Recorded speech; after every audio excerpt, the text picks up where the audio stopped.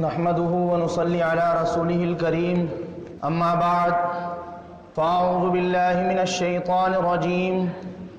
بسم الله الرحمن الرحيم وابتغ فيما آتاك الله الدار الآخرة ولا تنس نصيبك من الدنيا وأحسن كما أحسن الله إليك ولا تبغ الفساد في الأرض صدق اللہ العظیم۔ میرے محترم بزرگوں، دوستوں اور عظیم بھائیوں، اللہ تبارک و تعالی نے جو دین ہمیں عطا فرمایا ہے وہ دین صرف مسجدوں اور عبادت گاہوں کی حد تک محدود نہیں ہے، بلکہ وہ زندگی کے ہر شعبے میں اور ہر گوشے پر حاوی ہے۔ میرے محترم بزرگوں، دوستوں، آج آپ حضرات کے سامنے ایک مسلمان تاجر کے بارے میں گفتگو کرنا چاہتا ہوں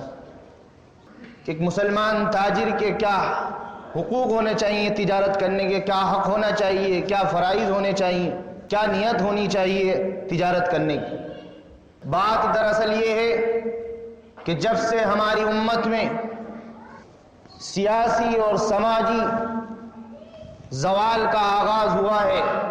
تو اس وقت سے یہ عجیب و غریب فضا بن گئی ہے کہ ہم نے دین کو دوسرے مذاہب کی طرح صرف چند عبادتوں کی حد تک محدود کر دیا ہے، صرف چند عبادتوں کی حد تک محدود کر دیا ہے۔ جب ہم مسجد میں یا اپنے گھر میں عبادت انجام دیتے ہیں تو اس وقت تو اللہ اور اللہ کے رسول کی احکام کی یاد آ جاتی ہے اور اس کا خیال آ جاتا ہے، لیکن جب ہم زندگی کی عملی کشاکشی میں داخل ہوتے ہیں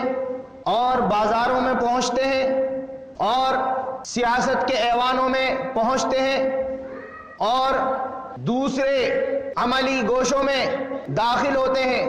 تو میرے دوستو، یہ دین اور دین کے احکامات اور دین کی تعلیمات ہمارے ذہنوں میں نہیں رہتی۔ ہمارے درمیان ماشاءاللہ یہ بہت اچھا رواج ہے کہ امت مسلمہ میں ہر ایک مجلس کا آغاز کلام اللہ کی تلاوت سے ہوتا ہے، ہر ایک مجلس کا آغاز کلام اللہ کی تلاوت سے ہوتا ہے، وہ چاہے اسمبلی کی مجلس ہو، اسمبلی کی محفل ہو، یا اقتدار کی کوئی تقریب ہو، یا ایوان و صنعت و تجارت کی کوئی تقریب ہو، کوئی سی بھی تقریب ہو، کوئی سی بھی مجلس ہو، الحمدللہ اس کا آغاز کلام اللہ سے کیا جاتا ہے۔ لیکن کتنی ستم ظریفی کی بات ہے کہ جب وہ کلام اللہ کی تلاوت ہو رہی ہوتی ہے اور وہ کلام اللہ کا پڑھا جا رہا ہوتا ہے تو اس وقت تو ہمیں اس کا احترام اور اس کی تعظیم اور تکریم کا خیال آتا ہے، لیکن جب ہم عملی جد و جہد کا آغاز کرتے ہیں تو پھر ہم بھول جاتے ہیں، اس کا خیال ہمارے ذہنوں میں سے نکل جاتا ہے۔ ہونا تو یہ چاہیے تھا کہ جس کتاب سے ہم نے آغاز کیا ہے اسی کے حد کے اندر رہیں، اس مجلس کے اندر، اس تقریب کے اندر کوئی ناجائز کام نہ ہو۔ ایک ماہر القادری صاحب مرحوم شاعر گزرے ہیں، انہوں نے قرآن کریم کے اوپر ایک نظم کہی ہے اور قرآن کریم کو ایک فریادی شکل میں دکھایا ہے، اور یہ فریادی شکل میں اس طرح دکھایا ہے کہ طاقوں میں سجایا جاتا ہوں، خوشبو میں بسایا جاتا ہوں،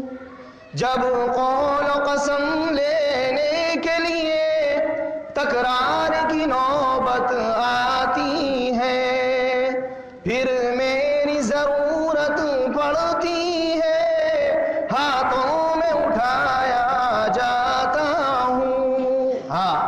قرآن کریم یہ کہہ رہا ہے کہ مجھے طاقوں میں سجایا ہوا رکھا ہے، خوشبو میں بسا کر رکھا ہوا ہے،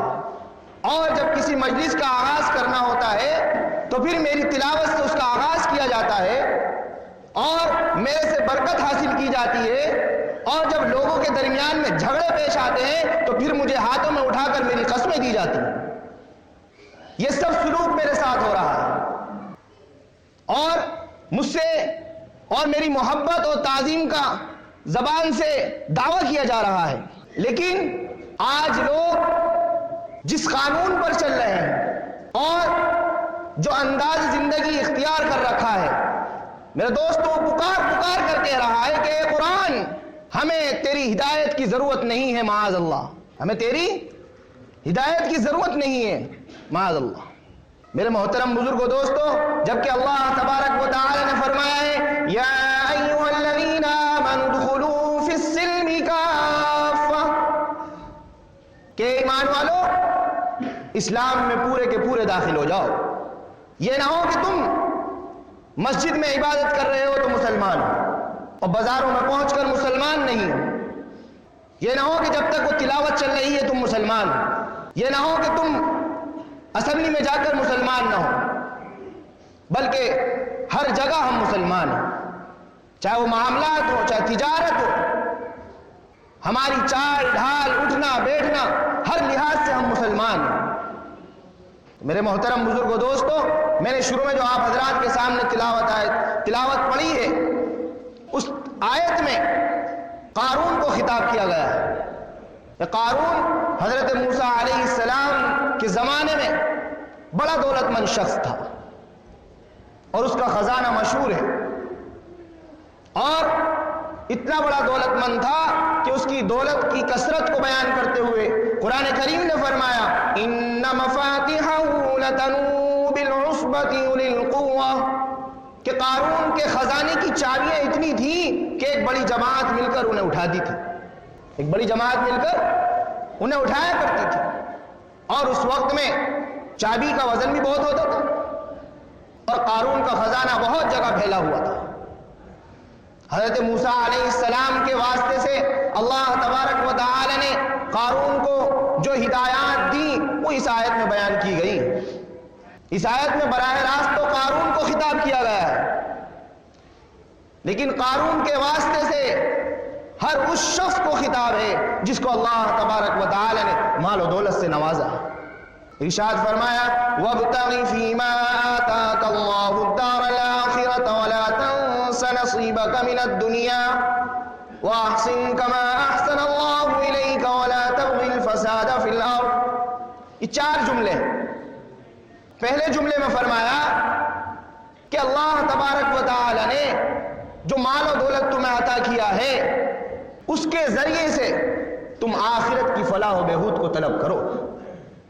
دوسرے جملے میں فرمایا یہ نہ ہو کہ آخرت کی فلاح و بہبود کو طلب کرنے کے لیے تم دنیا کی دولت کو لٹا دو، بلکہ اللہ تبارک و تعالی نے دنیا کا جو حصہ تمہارے لیے مقرر کیا ہے اس کو یاد رکھو، اس کو مت بھولو اور اس کا حق ادا کرو۔ تیسرے جملے میں فرمایا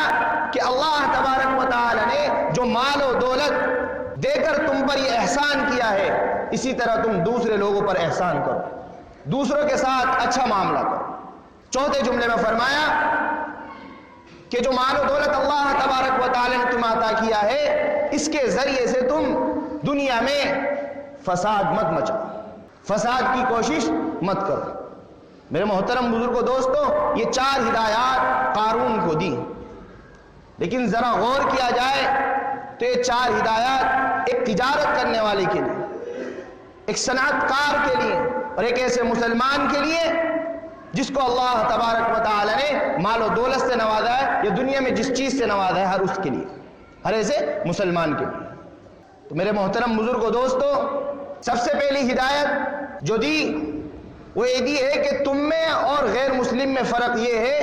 کہ ایک غیر مسلم جو اللہ پر ایمان نہیں رکھتا ہے اس کا نظریہ یہ ہوتا ہے کہ آج جو میرے پاس مال و دولت ہے، جو میرے پاس مال و دولت جس کو میں نے حاصل کیا ہے وہ میں نے اپنی محنت سے، اپنی صلاحیت سے، اپنی جد و جہد سے حاصل کیا ہے، اس کا نظریہ یہ ہوتا ہے، لہذا میں اس کے کمانے کے طریقے میں بھی آزاد ہوں اور اس کے خرچ کرنے میں بھی آزاد ہوں، کسی کو یہ ایک حق نہیں پہنچتا کہ وہ میرے معاملات میں دخل اندازی کرے۔ حضرت شعیب علیہ السلام کی قوم نے حضرت شعیب علیہ السلام سے کیا کہا تھا؟ یہ کہا تھا اصلاتک تأمرک ان نترک ما یعبد آباؤنا او ان نفعل فی اموالنا، یعنی کہ تم ہمیں اس بات سے روکتے ہو کہ کم مت تولو، کم مت ناپو، انصاف کا معاملہ کرو، حلال و حرام کی فکر کرو۔ یہ تم نے ہمارے معاشی مسائل میں دخل اندازی کہاں سے شروع کر دو؟ تم کو نماز پڑھنی ہے تو اپنے گھر میں نماز پڑھو، کہ تمہاری نماز ہمیں یہ حکم دیتی ہے، تمہاری نماز یہ حکم دیتی ہے تم کو کہ جن کی ہمارے آباء و اجداد نے عبادت کی ہم اسے چھوڑ دیں، ان معبودوں کو چھوڑ دیں؟ یہ ہمارا مال ہے، ہم اس میں جو چاہے کریں؟ تو میرے دوستو، حقیقت میں یہ سرمایہ دارانہ ذہنیت ہے کہ میرا مال ہے، اس کو میں نے اپنی محنت سے حاصل کیا ہے، اس پر میرا سکہ چلے گا، تصرف ہمارا ہے، ہم اس میں جو چاہے کریں، جس طریقے سے چاہے کمائیں، جس طریقے سے چاہیں گے خرچ کریں گے۔ یہی ذہنیت حضرت شعیب علیہ السلام کی قوم کی تھی۔ تو میرے دوستو، اس کی تردید میں یہ بات کہی گئی کہ اللہ تبارک و تعالی نے تمہیں مال عطا کیا ہے، یہ کلی طور پر تمہارا نہیں ہے۔ ارشاد فرمایا وَلِلَّهِ مَا فِي السَّمَاوَاتِ وَمَا فِي الْأَرْضِ، کہ زمین میں جو کچھ ہے وہ سب اللہ تبارک و تعالی کا ہے، سب پر اللہ تبارک و تعالی کی ملکیت ہے۔ ہاں البتہ تمہیں عارضی طور پر دے دیا ہے، اس لیے اللہ تبارک و تعالی نے فرمایا فیما آتاک اللہ، ما آتاک اللہ، کہ اللہ تبارک و تعالی نے جو مال تمہیں عطا کیا ہے اس کے ذریعے سے آخرت کی فلاح و بہبود کو طلب کرو۔ یہ نہیں فرمایا وابتغی فی مالک، کہ جو تمہارا مال ہے اس کے ذریعے سے آخرت کی طلب کرو، بلکہ کیا فرمایا کہ اللہ نے جو مال عطا کیا ہے اس کے ذریعے سے آخرت کی طلب کرو۔ تو میرے محترم بزرگو، دوستو، آج ہمیں اپنے ذہنوں میں یہ بٹھا کر جانا ہے کہ جو مال ہمارے پاس ہے، چاہے بینک بیلنس ہو، سونا چاندی ہو، نقد روپے ہوں، جو کچھ بھی ہے وہ سب اللہ تبارک و تعالی نے ہمیں عطا کر رکھا ہے، ہمارا کچھ نہیں ہے۔ یقیناً اس میں ہماری محنت اور جد و جہد کو دخل ہے، لیکن یہ کوشش دولت کو حاصل کرنے کے لیے علت حقیقی کا درجہ نہیں رکھتی۔ تو آج ہم اپنے ذہنوں سے یہ تصور نکال کہ جو کچھ بھی ہے کہ ہمارا اللہ تبارک و تعالی نے ہمیں اپنے فضل و کرم سے عطا کیا ہے۔ اور تجارت کرنے والے کی کیا نیت ہونی چاہیے؟ کم سے کم دو نیتیں اس کے دل میں ہونی چاہیے۔ ایک تو یہ کہ اللہ تبارک و تعالی نے مجھ پر کچھ حقوق عائد کیے، میرے اپنے نفس کا مجھ پر حقوق ہے، بیوی بچوں کا مجھ پر حقوق ہے، پڑوسیوں کا حقوق ہے، رشتہ داروں کا حقوق ہے، اس حقوق کو ادا کرنے کے لیے میں تجارت کر رہا ہوں۔ اور دوسری نیت یہ کرنی چاہیے کہ جو میں تجارت کر رہا ہوں اس کے ذریعے سے میں دوسروں میں اشیاء کو پہنچانے کا ذریعہ بن جاؤں، مناسب طریقے سے ان اشیاء ضرورت کا مناسب طریقے سے ان کو پہنچا دوں، یہ دل میں نیت ہونی چاہیے۔ اور حلال کی فکر کرنی چاہیے، حرام سے بچنا چاہیے۔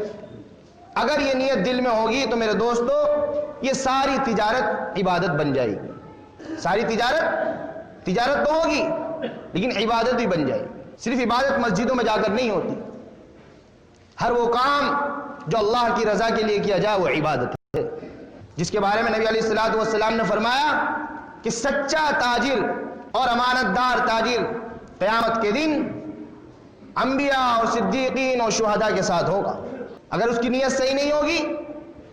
حلال و حرام کی فکر نہیں ہو، تو اس کے برخلاف دوسری حدیث میں نبی علیہ الصلوۃ والسلام آیا کہ تاجر کو، جتنے بھی تاجر ہیں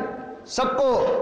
فجار بنا کر اٹھایا جائے گا۔ فجار کے معنی فاسق و فاجر، نافرمان، گناہگار، مگر اس کے علاوہ جو تقوی اختیار کریں، نیکی اختیار کریں، سچائی اختیار کریں، وہ پھر انبیاء اور صدیقین اور شہداء کے ساتھ کھڑے ہوں گے۔ تو میرے محترم بزرگو، دوستو، اگر ہم میں یہ تین شرطیں موجود ہیں تو پھر ہم انبیاء اور صدیقین اور شہداء کے صف میں شامل ہوں گے، اور اگر یہ تین شرطیں ہمارے اندر نہیں ہیں تو پھر ہم فجار والی حدیث میں شامل ہوں۔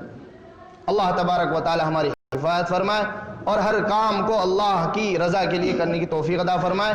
اللہ کی مدد اس میں شامل حال ہونی چاہیے۔ اللہ تبارک و تعالی میں عمل کرنے کی توفیق عطا فرمائے۔ وآخر دعوانا الحمدللہ رب